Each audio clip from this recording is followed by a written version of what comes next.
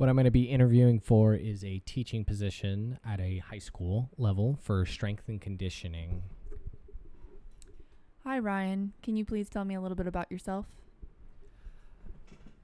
I currently work at a physical therapy clinic as a physical therapist aide. Currently at that job, I am required to work with patients and help them go forward in their physical recovery, that being either muscle tears, bone tissue issues, and so on and so forth, and things like that, trying to get them back to a better place of mind and state physically and mentally. I currently am in school right now. I'm in my hopefully my last year of college, and I am studying human health and performance, sports exercise, and physical education. Why do you want to work at our school? I want to work at your school is because I actually went to this high school growing up. At this school, I realized that a lot of the teachers really care for their students, more so than what I've seen in other schools or heard about from other schools.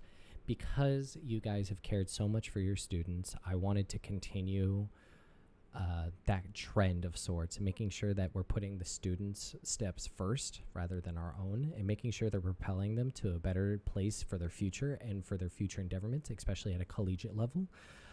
This being a school that I've put a lot of time and effort into as a student, I want to make sure that we don't necessarily let that go, kind of thing, because the school meant a lot to me.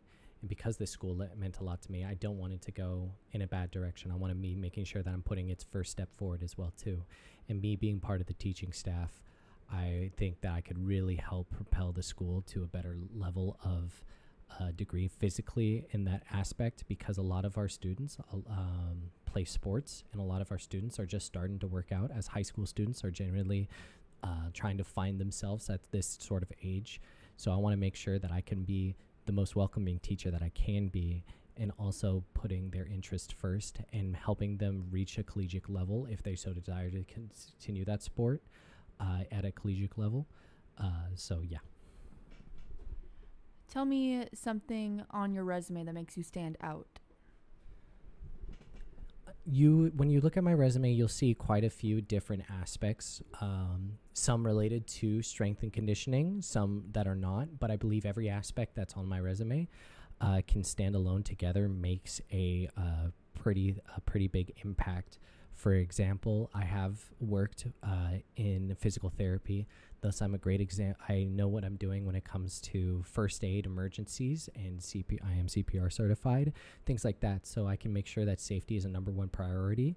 And for any students that are in a recovery process, say after a big game, or students that or end up injured but they want to continue working out, things like that, I know exactly what needs to be done to make sure that I can put their recovery first before they start trying to make any moves.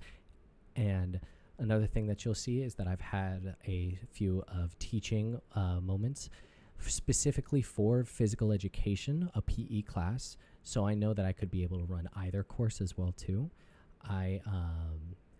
What you would see from my resume is that I'm a very well-rounded in all different types of aspects, but of course I have my specialities, like especially training. You can also see that I used to be a personal trainer on there as well, but you also might think, oh, he's only just working with one person at a time and not a whole class. Because I have examples of leading students in a workout course.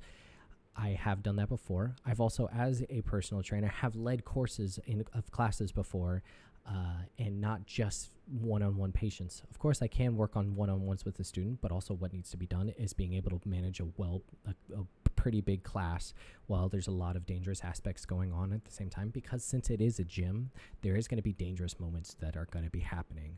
So I am aware of that, and I know what I need to do to make sure that the classroom stays as safe as possible during these kinds of situations. Why do you want to switch careers from physical therapy into teaching?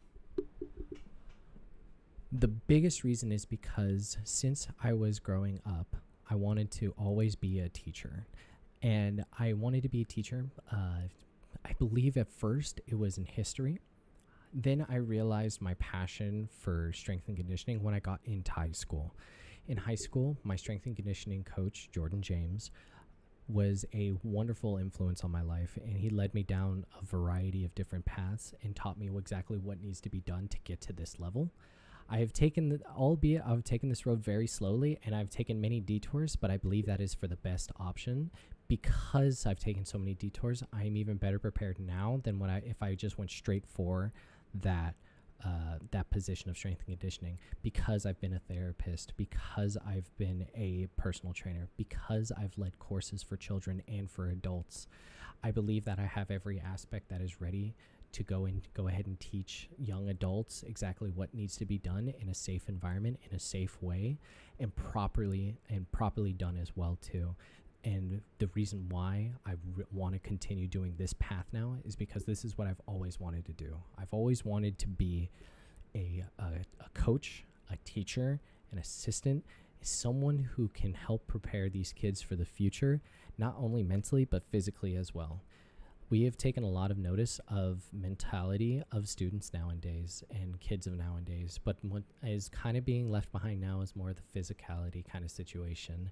And if I can bring both aspects of mentally being strong enough and physically being ready for anything that comes their way at a collegiate level, which college can be tough at times, I believe that being physically prepared and mentally prepared can help out a student in any sort of fashion. Where do you see yourself in 5 years? In 5 years, I hopefully will still be working here because this is something that I want to do. This is something that I plan to do for the rest of my life. I want to be a teacher. I want to make sure that I can lead students in the right way. If I also can be selfish, I would also like to be going for a physical therapy assistant job and doing both at the same time. And the reason why I say that is because I know at this high school, you guys have worked in hand with a physical therapy clinic, an IRG clinic, and the strength and conditioning coach that he was here prior, Jordan James, he worked at IRG and the school at the same time. Eventually, he did come to work for for this school for the full time, but I'm seeing that he was able to do it. I believe that I would be able to do it, and being able to be a physical therapy assistant and a student and a coach at the same time. Obviously, I would be putting the school first before anything else. I would not be leaving the school saying that I have work at my other job. I would not be doing that. But during times off, when I do have the chance, I would like to be doing that as well. I want to continue working at here for many years down the line. I want to be working with the next generation, and then the generation after that, and the generation after that, because I want to make sure that as we are the adults, we have to be the one leading them down the right path. And so to say, who can you trust but yourself, you know? So I want to be making sure that I am doing something for the future generation to make sure that they can lead the next ones just as well as I believe I can. Tell me about a conflict you've faced at work and how you dealt with it. A conflict at work that I've dealt with. I believe one great example that I could use is actually from working as a personal trainer. As a personal trainer, you're going to be dealing with a lot of one-on-one times with patients and clients. And I believe there was one time when my coworker, this wasn't necessarily my conflict, but I was able to be there for my coworker and help figure out the situation for them. When a client was very aggressively upset with our decision making, I was able to step in and help out my coworker and make sure that everything went over smoothly. When I did see the situation that was diffusing a bit, I was able to step away and let my coworker take care of it, but being sure that I was still there and watching over our coworker and making sure that everything is going smooth. Specifically, the client thought that our coworker was being inappropriate with them, and I wanted to make sure that this situation was never going to happen again. I made it clear, and I wanted to make sure that I could talk to the client peacefully and in a safe environment as well too. Since this was such a serious situation, I wanted to make sure that the client felt safe talking to me, as I had other coworkers that were with me at the time, and to make sure that she felt safe. And because of that, I wanted to make sure that the client's feelings and situations were taken first before anything else got out of hand. What do you expect out of your coworkers and or your team? What I expect from, if we're speaking at another school, if we're speaking in a school situation, so other teachers and things like that, what I would expect from them is to making sure that they're also putting the kids' feelings and ideas and situations first, rather than what the school is actually required of them. School has become such a negative thing nowadays, and I want to make sure that we're taking care of the students' emotions and mentality and physicality first before anything else. I understand that we only have so much time to teach them so many things, but they're not going to be able to learn anything if they're not in a comfortable environment. So what I expect from my other teachers is that communication between students and communication between other teachers. If a student is having a difficult time in class, and it seems to be going like that throughout the difficult times, we should be able to be aware of exactly what's going on and making sure that the student feels all right in a general sense. There is going to be times that it's going to be more difficult to catch, or you might see a student being a bit difficult in one class and more than another, but being aware of each student and in their class that they are in, I believe communication between each other, communication about the students, and communications about exactly what's going on in each other's courses are going to be very helpful for us making sure that the students' lives are going as smoothly as possible. What do you expect out of management in order to assist you? I expect management to be frank with me. I expect, because since I am in a situation where I am leading my students, I am not necessarily the one leading the teachers. If my management sees that I'm doing something wrong or something that needs to be worked on, I would love for them to discuss it with me, because if they see something that couldn't be wrong, I always want to hear new ideas. If students typically do not come to the teachers saying that there is something wrong with the class or something that doesn't make them comfortable, I want to make sure my students are as comfortable as possible in class. And if my management is saying that one of my students is feeling uncomfortable in class, I need to hear that as soon as possible, because it's difficult for students to come to teachers and tell them that they are feeling uncomfortable or situations like this is not correct. I need management to tell me exactly what's going on, but I also want management to be ready for anything that I have to say. If I see something going on, I might not be able to change it. I am just a teacher. But if I see something that I believe that could help the students go take another step forward, I would love the management to actually listen to exactly what I have to say and at least take it into account. How do you deal with stress? Especially in a school environment, I'll see quite a few dozens of students a day. So stress could definitely be a main factor in the job that I'm going to be working in as well, being that there is a lot of heavy equipment around, a lot of intense movements, and a lot of places for students get injured. In all, students are there to relieve stress, and I'm going to be there gaining stress because I want to make sure everyone is staying as safe as possible. How I want to deal with that is to put safety number one importance. Safety needs to be the number one thing that goes on there, because with students lifting heavy weights, with students moving over heavy things around fast, with them throwing things and things like that, doing exercises, if students aren't being safe, that is going to make the gym a stressful and unsafe place to be. So dealing with stress is stopping it before it even starts.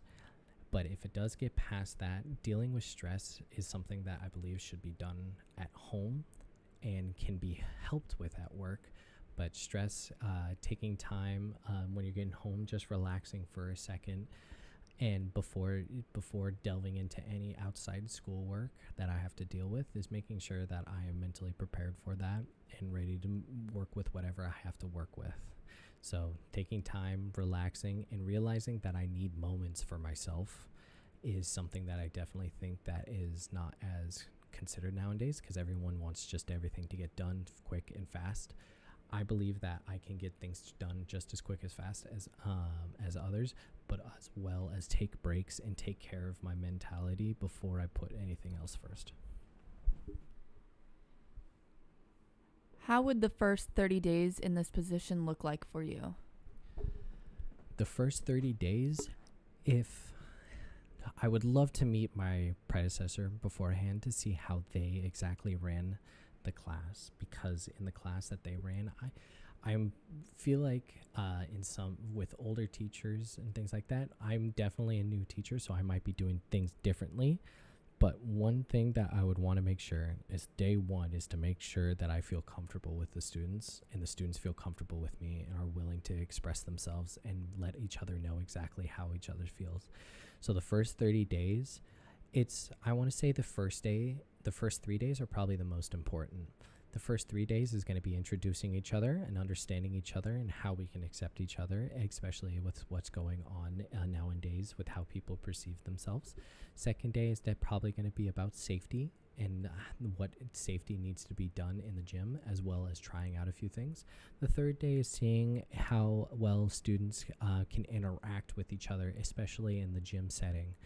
So being able to work with them, work with each other, and staying safe. So what I say in the first 30 days of work is I want to make sure that it's a comfortable and safe place to be, as well as students being able to work with each other and making sure that everyone is accepted no matter what, and that there is also no infighting. Oh, I'm stronger than you, then I'm stronger than you, or I'm faster, and things like that. I want students to be able to cheer on each other and make sure that push each other, because since we are in a gym and we are trying to better ourselves, no one is better than another person. So we all need to be praising each other for the efforts that we are putting in, because the efforts that we're putting in my class are going to be the best efforts. Can you please provide an example of when you showed leadership qualities? I believe I've been in a few positions that require leadership qualities. I've been required to manage classrooms at my gym that I used to work at. I've been required to lead a group of students where I am in a physical education and a PE. I have been required to lead a team group in a team group of adults in a retail position. I have shown, I believe that especially in a college situation, anytime I've been put in the group, I kind of find myself trying to put myself as a leader. I applied for an RA position before at college level, and they didn't allow me to have the position because I was too much of a leader. That is a quote. I don't know what that means, but I was too much of a leader. So I always seem to try and find myself in a leadership position, and because of that, I believe that I have those qualities where I can lead a classroom safely. I have qualities that I know I can work with students one-on-one, and I believe that I can work well with others. Another thing is because I've been a leader, in many situations, I know when not to be a leader. I know when I need to take my time and step back and let others step up. If I see a student trying to talk to other students and they're really trying to pump them up, I'm not going to step in, because they're doing something on their own. It's time to let them shine. As a leader, I need to be aware of other people's positions, and I can't step in to steal any shine or anything like that. I have to be able to be aware of everything that in the efforts that everyone is putting forward, and knowing when to step in and when not to step in. Lessons can be learned. Lessons can be taught, and I believe the ones that stick the most are the ones that they teach themselves rather than the ones that we teach them. What would you say is your greatest weakness, and how do you plan to overcome it so it does not affect your work? I believe that my greatest weakness is trying to be involved with everything. I want to make sure that every step of the aspect is going perfectly, but that can be seen as a weakness, because if I don't see it as perfect, then that is something that could be a negative aspect towards the opposing person. Say I want to make sure that the kids are getting enough protein or getting enough nutrients after a workout, and I let them know that exactly what's going on, that this is what needs to be done. And if I don't see him doing it, I might want to try and step in and be like, hey, you can try and do this, which can be seen as a bit overbearing.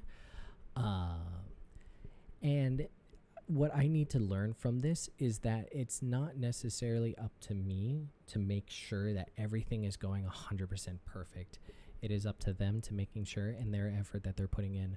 Best thing that I can do is make sure that what the effort that they're putting in is noticed, and their effort that they're putting in is to the best of their ability.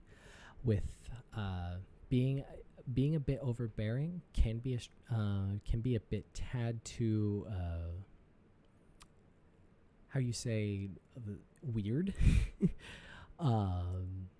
It can also make the feel like the students I not trust me as much in a sort of backwards aspect. Oh, why does he care so much about this? Is he trying to find something out? Kind of sort of aspect, and that can be seen as more of a negative than a positive. But I believe that it can be, if done in the right way, it can be considered a positive. How would you describe your time management skills? I believe that my time management skills, especially with something that I have been working on for the past few years now, especially being a college student and working full time, you really need to make sure that every minute of your day counts. So, because if I'm working a 10-hour day and the drive takes an hour to get back home, and I have an assignment that's due in the next week, I can't just keep pulling off everything until the last minute. I need to make sure that everything is on time and correctly and prepared, and taking days and steps beforehand to make sure that everything will be going right. And if so, in the worst case scenario, if something happens, I can have enough time using my time management. I'll be able to have time set aside for if something goes wrong. Say if my car breaks down and I haven't been able to get home, I'll at least be prepared for the next day because I know I set this time aside for just in case. And if my free time turns into that, that's just how it is. I would say with my time management skills, especially in a classroom, that a class is going to take about an hour and 5 minutes or an hour to 20 minutes. I got to make sure that we are all putting our best effort in. So I'm going to have to be aware of the workouts that I'm creating for the students and making sure that everything is going to be at a good pace and a good time frame, because if they don't finish in time, that kind of is cheating them out. And I want to make sure that they feel they gain as much as possible while inside of my class. What would your manager and coworkers currently describe you as a worker? I would like to hope that they describe me as a hard worker, first and foremost, because I believe that's what I try to show the most. I don't want to be sitting around idly and doing nothing. I want to make sure that I at least have my hands on something I want to make sure that I'm at least doing something at any point at any day, because if I'm just sitting around doing nothing, that's not okay. I'm there for a reason, and I want to make sure that I'm getting something done and I'm helping everyone out. Now, what else I would hope they would put me at is I would hope they would see me as a compassionate person, as well as being able to work well with anyone else. I have a very outgoing attitude, making it seem like that I am a little too bombastic, as some would say. But I believe that is a good thing, because especially in where I'm going to be working as a teacher, I would love to make connections with my students. I currently make connections with my patients, and we have a lovely patient who comes in every week, and she's just the best. And we talk about things all the time, and I always have to remind her to get back to her workouts. And I definitely want to make sure that I have that sort of connection with my students. And I think that I have been praised on multiple times at my current job that I have been, I do a very good job at connecting and connecting with patients and enjoying the time, because they're there for a reason. They're there to want to feel better, because they've been in a bad accident or if something's going on. They want to feel better. So a lot of them can see this in a negative sense, but I want to make sure that because they are in a negative space, I want to make sure that they're feeling better and that they're doing great and putting effort for them. Tell me one of your greatest accomplishments. Personally, one of my greatest accomplishments was getting into college, actually. I went to this high school, and because of this, I was probably put in a way better situation than many other students or from different high schools. But the reason why this was one of my greatest accomplishments is because, sadly, my father did not think that I was going to be able to. He constantly said things like, "You're not going to get into college. You're not going to have to go into the military. You're going to have to do this. You're going to have to do that." And I told him that I know that I worked hard enough, and I know that I can get to a college. And luckily, I did get accepted to a college. Unfortunately, not the college that I'm at right now because of COVID and circumstances. Certain circumstances, I am not able to attend that college anymore. But the college that I'm at right now, I'm really enjoying, and I'm really enjoying the courses that I'm taking.